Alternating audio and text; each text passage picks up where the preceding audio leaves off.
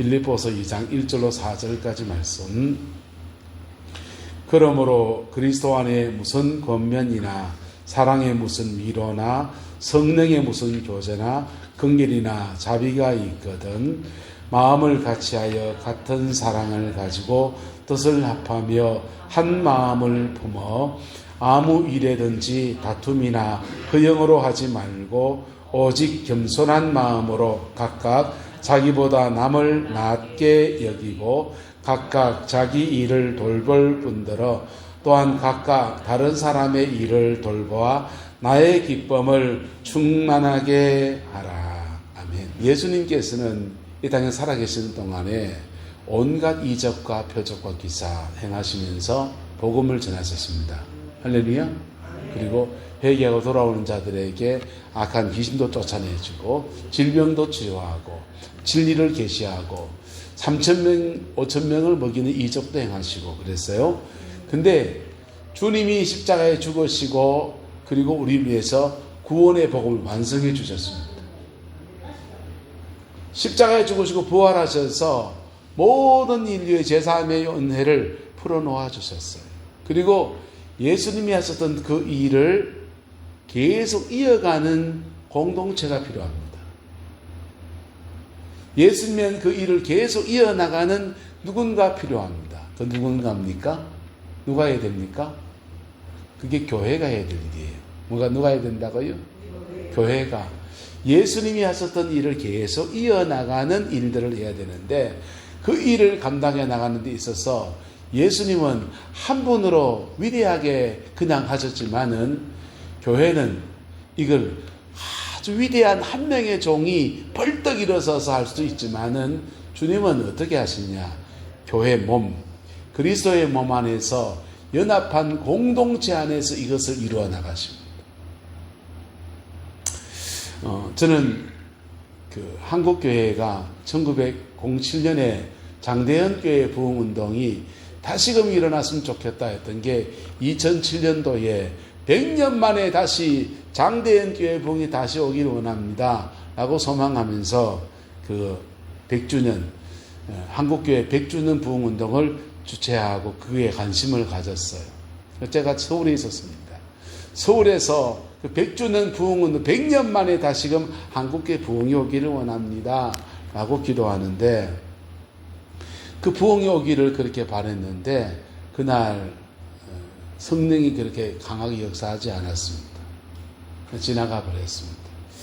그리고는 제가 책 한 권을 읽었어요. 아프리카에 선교사로 갔던 라이나드 본케라는 사람이 쓴 책을 한 권 읽었습니다. 그 책을 읽는데 눈물이 왈칵 나더라.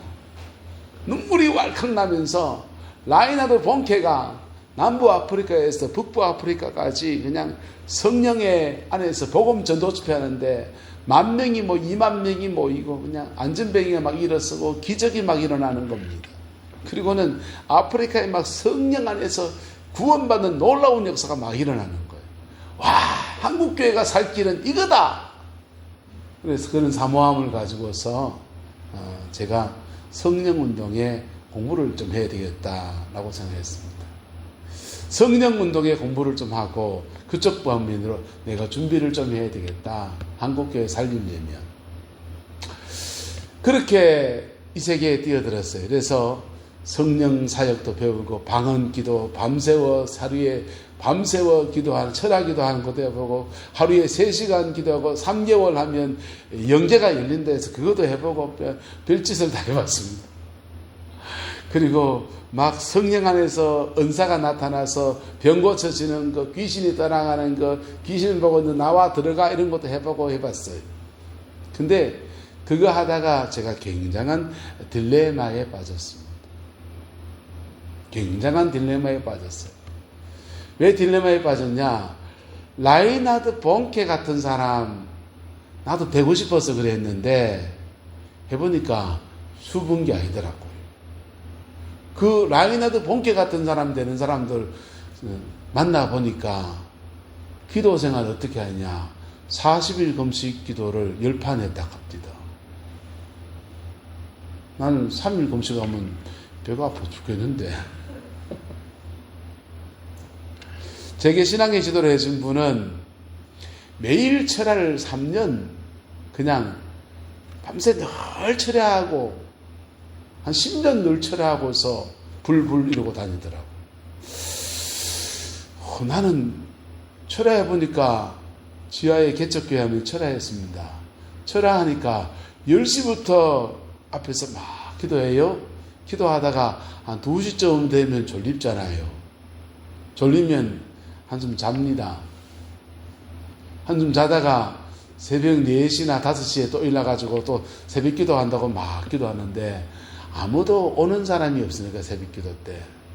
밤에 철야하다가 2시쯤 잔 게 누가 깨봐주는 사람도 없으니까 몇 시까지 자냐? 10시까지 자는 거예요. 10시까지 자가지고 밤인지 낮인지 막 시간 개념이 없어져 버려요. 지하에 끔끔한 데 자다 보니까 아침에 눈 부시시 뜨고 바깥에 나가보면은 햇빛이 너무 눈이 부셔가지고 이게 막 기도 생활을 밤에 철야하고서 새벽에 기도하고서 규모 있게 살아야 되는데 해보니까 철야한다고 해놓고는 자다가 깨다가 또 하다가 새벽에 그다음 새벽 기도 제끼 뿌리고 또 철야하다가 막 이래 되는 흐트러지더라.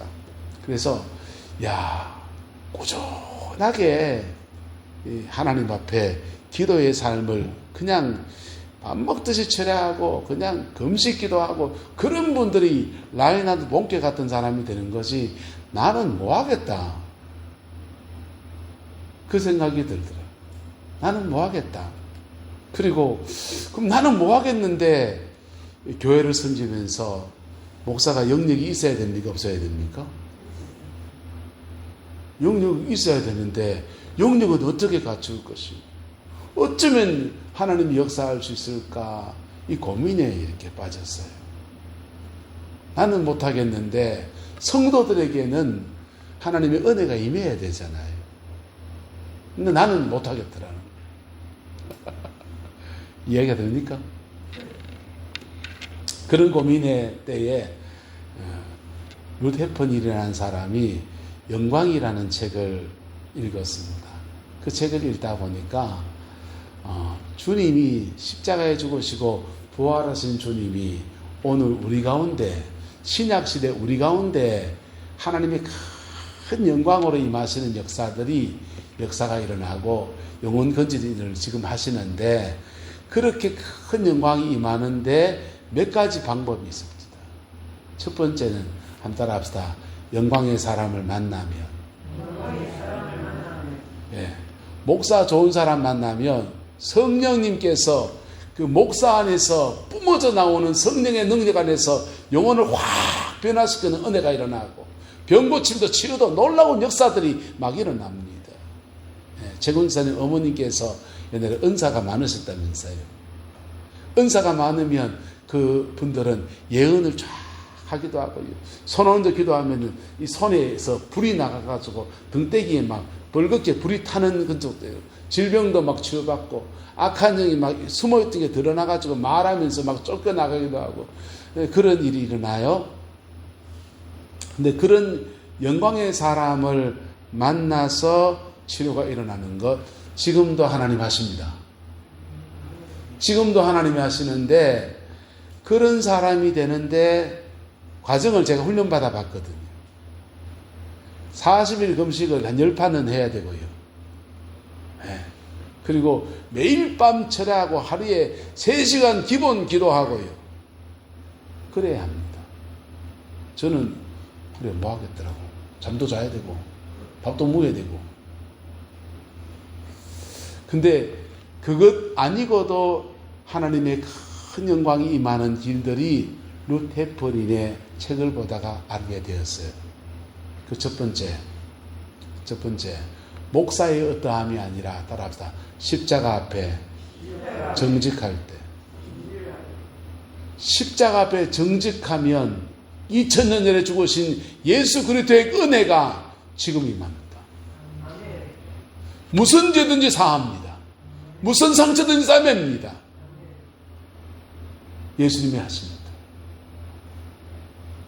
그래서 복음 피 묻은 십자가 앞에 정직하면 십자가에서 놀라운 은혜들이 풀어지는데,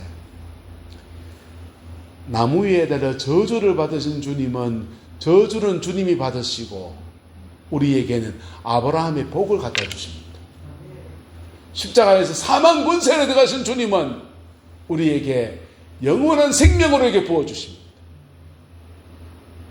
빨갛게 수치를 당하셔서 9시간 동안 수치를 당하신 예수 그리스도는 당신의, 우리가 당하는 모든 수치를 십자가에서 당신이 담당하시고 우리에게는 의의 옷을 입혀주시고 영광의 옷을 입혀주시고 하나님의 전신갑처럼 무장시켜주시고, 십자가에서 가시로 만든 면류관을 쓰신 예수님은 십자가 앞에 정직하게 설 때 내 인생에 열매 없어서 가시와 엉겅퀴밖에 거둘 게 없는 우리 인생을, 그 짐을 다 짊어지시고 우리에게는 영광의 면류관 주시고 생명의 면류관 주시고 의의 면류관 주시는데, 사도 바울은 이 면류관을 말하기를 데살로니가 전서에서 말합니다. 우리의 자랑이나 기쁨이나 영광이 무엇이냐, 주님 강림하실 때 너희가 아니냐 그랬어요. 사도 바울의 열매를 사도 바울은 면류관이라고 한 겁니다. 할렐루야. 여러분의 인생에 십자가 앞에 정직하게 설 때 하나님은 여러분이 지금까지 인생 안에서 가시로 만든 면류관을 쓸 수밖에 없는 그런 존재일지라도 영광의 면류관을 씌워주시고 의의 면류관 씌워주고 생명의 면류관을 씌워주시는 열매 있는 생이 되게 하시는 은혜 베풀어 주십니다. 이 십자가 앞에 정직할 때, 이건 주로 예수 그리스도의 복음을 만날 때 일어납니다. 두 번째, 하나님의 큰 영광으로 임하신 때가 언제냐 하면 내려놓을 때예요. 뭐 할 때? 내려놓을 때. 내 고집, 아집, 내 뜻 내려놓고서 내가 주인 되지 않고 주님이 인생의 주관자이십니다 라고 올려드릴 때 주님은 영광 안에서 역사하십니다. 십자가에 죽으시고 부활하신 주님은 하나님 보좌 우편에서 열손 제비하고 발짝 끼고 한번 해봐라 이런 분이 아니세요. 지금도 우리 가운데 부활하신 주님이 오셔서 운행하시는 분이십니다. 그래서 내 인생의 운전대를 주님께 맡기고 그분이 맡길 때 그분이 이렇게 드라이브해 가면서 끌어가시는 거예요. 이렇게 영광이 임하는 것은 개인적으로 임하는 거예요. 무한적으로? 개인적으로. 근데 오늘 나눌 얘기는 그겁니다. 그리스도의 몸 안에 영광이 있습니다. 어디에 영광이 있다고요? 그리스도의 몸 안에 연합할 때입니다. 세 번째 영광이 임하는 것은, 하나님의 큰 영광이 임하는 것은 연합할 때입니다. 그래서 연합하면 머리 대신 예수님과 우리가 각 지체가 되어서 손대고 발대고 눈대고 귀대고 해서 교회가 그리스도의 몸 안에 연합할 때, 그때 어마어마한 하나님의 영광이 임합니다. 우리 교회 그런 교회 되기를 예수 이름으로 축복합니다. 네. 죄송합니다. 47급 옆판 못해서. 네. 저 그만 못했어요. 그런 훈련들 받다가 그만둬 버렸습니다. 내가 갈 길이 아니다 생각해갖고. 그때 같이 훈련받은 분들 중에서는 부흥사가 된 친구들도 있고 막 그렇게 사역 같이 하자 해외로 날아다니는 사람도 있고 그렇습니다.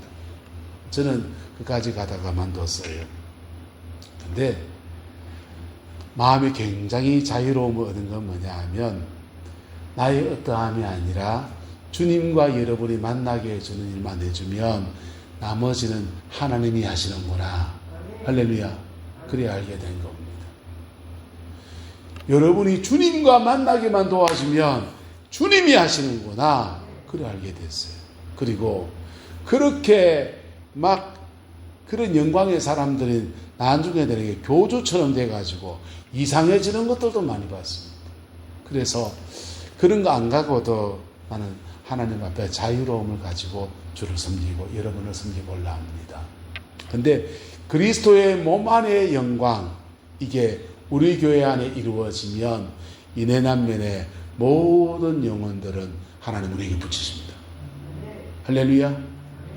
그 은혜와 축복을 만들어내는 저와 여러분 되기를 예수 이름으로 축복합니다. 그래서 2절은 말합니다.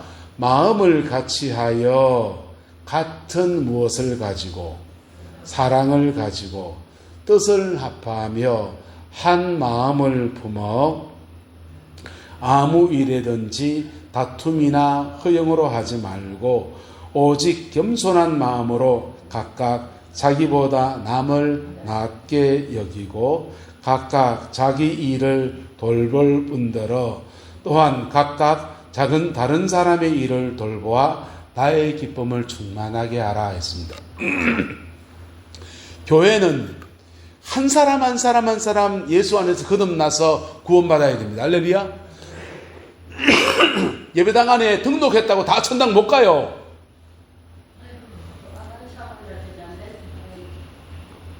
다 천당 못 가요.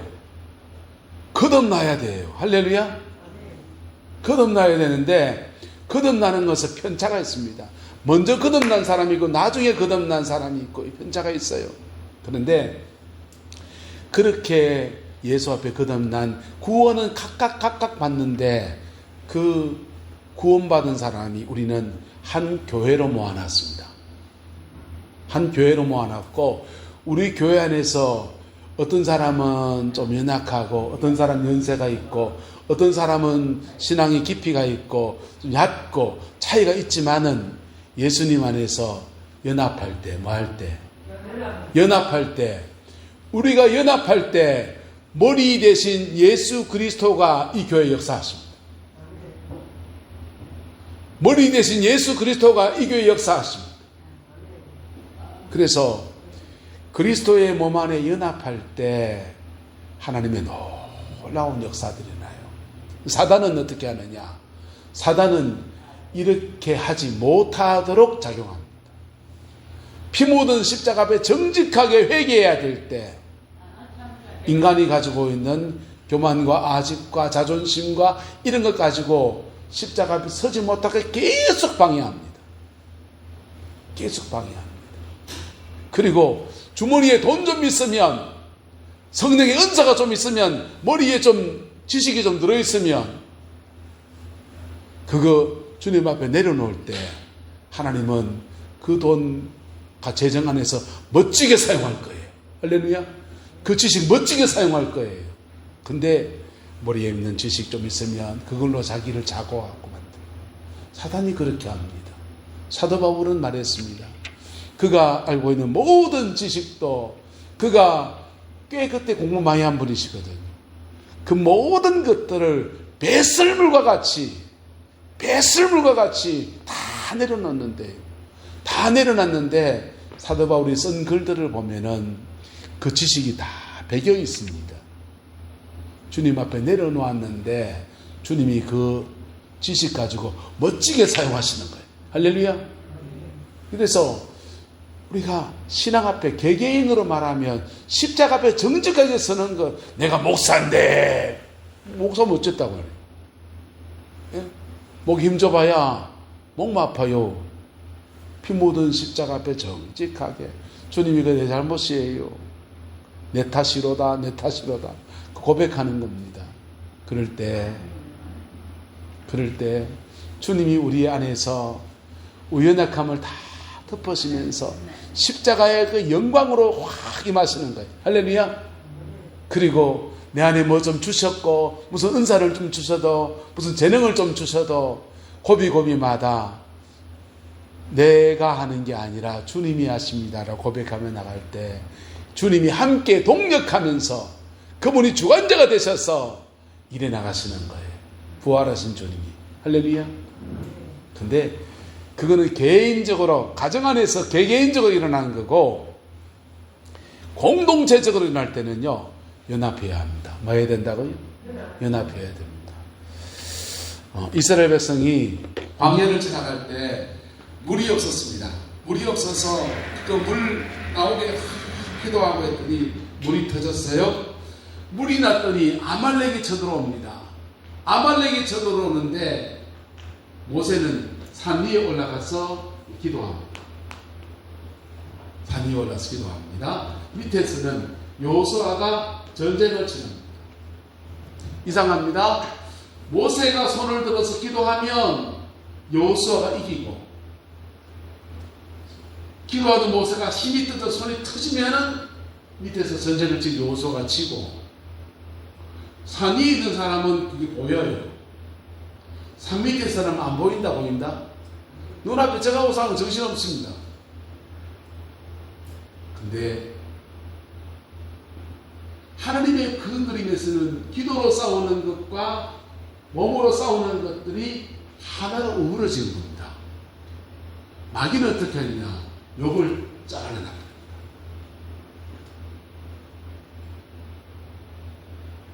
사단은 어떻게 하냐? 이 사람도 열심히, 이 사람이 열심히 그 서로 갈등하고 싸우게 만듭니다. 열심히 기도하는데 흑음을 치는 기도가 되고, 열심히 자기 삶을 승리하고 서로 몸부림을 치는데 영적인 도움이 없습니다. 마귀가 하는 일이 그렇습니다. 사단은 한국교회의 맹점이 여기에 있습니다. 한국의 사람들은 우리라는 말을 참 좋아합니다. 우리 교회, 우리 집, 우리 동네, 온 말에다가 우리 다 붙여놨습니다. 우리 학교, 우리 교회, 심지어 아내도 우리 마누라. 마누라는 공유하는 게 아니잖아요. 근데 아내는 공유하는 게 아니지 않습니까? 온 우리란 말을 많이 쓰는데 한국인의 우리란 말에는 맹점이 있어요. 우리라고 하는 말이 나하고 너를 합쳐서 우리입니까? 내 편 모여라고 우리입니까? 한국인의 우리는 다분히 내 편 모여라 우리가 많습니다.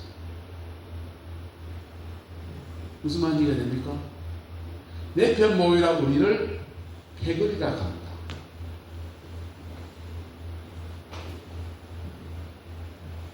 우리 편 모여라, 요요 붙어라 해가지고 똑같은 사람 모여있길 좋아합니다. 한국 사람들은 나하고 다른 너가 합쳐서 우리를 만드는데 익숙하지 못해요. 그래서 한국교회는 너무나 많은 교파도 분열되어 있고요. 나와 너가 합쳐서 시너지 효과 내는 것들에 대해서 잘하지 못합니다. 그래서 사단은 여기에 끼어들어요.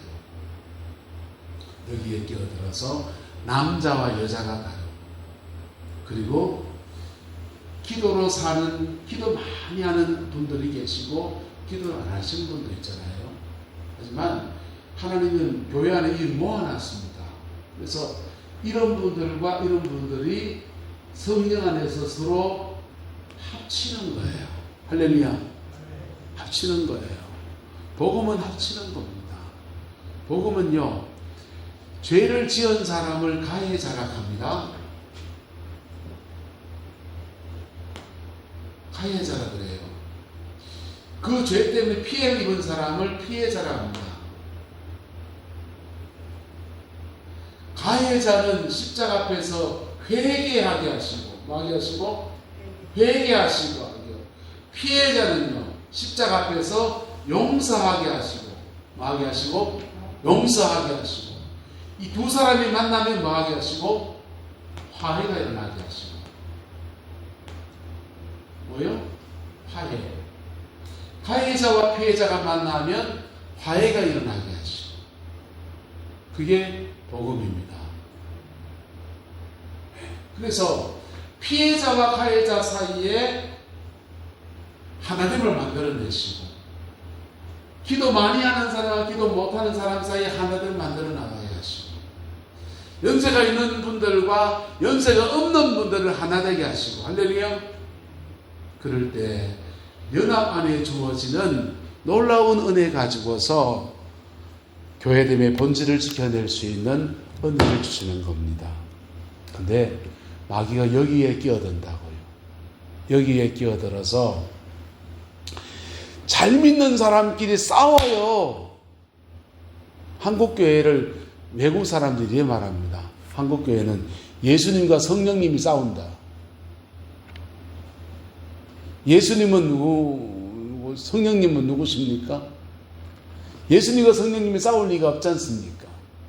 근데 고신, 합동 이런 보수적인 교단은 예수님, 복음을 주로 강조하는 예수님 십자가 사건 중심의 교회를 형성해 가고, 순복음교회 이런 데는 성령 불러 이러니까 이 둘이가 너무 다른 거 가지고 서로 갈등하는 걸 가지고 한국교회는 예수님과 성령님이 싸운다.